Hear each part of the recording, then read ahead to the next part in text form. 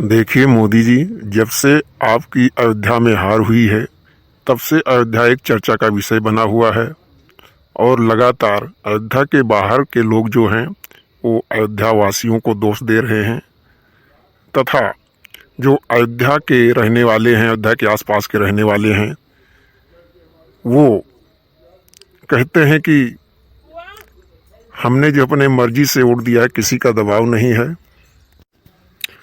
तो हम ये जानना चाहते हैं कि अयोध्या में आपकी हार क्यों हो गई, क्या कारण रहा इसका। देखिए, बात ये है, इसमें ना तो जनता का कोई दोष है ना हमारा इसमें दोष है। मुख्य बात ये है कि हमने अयोध्या के विकास के लिए बहुत कुछ किया, लंबी चौड़ी सड़कें बनाई, अयोध्या को हमने चमका दिया, एयरपोर्ट बनवाया, राम मंदिर बनवाया। लेकिन कुछ विपक्षी पार्टियों ने मिल करके हमारे क्रियाकलापों पर जनता को भड़काया और जो विपक्षी हैं, मुख्य रूप से राहुल गांधी हैं, ये लगातार लोगों को भ्रम में डालते रहे और बरगलाते रहे और कहते रहे कि मैं हर तारीख को, हर महीने की 5 तारीख को 5 जून से खटाखट सभी महिलाओं के खाते में 1-1 लाख रुपया डाल देंगे।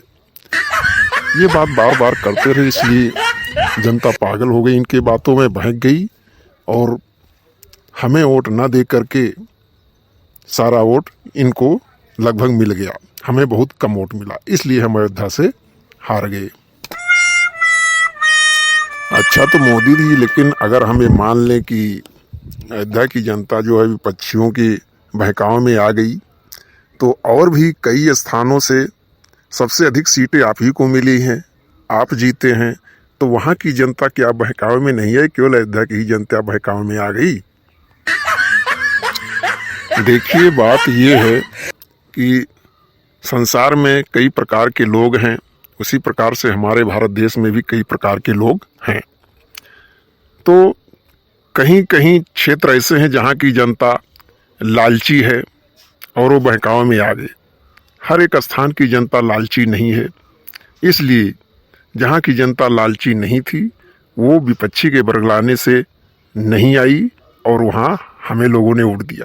लेकिन जहाँ की जनता लालची थी वो लालच में आ गई और पागल हो गई और हमको वोट नहीं दिया, इसलिए हम वहाँ से हार गए।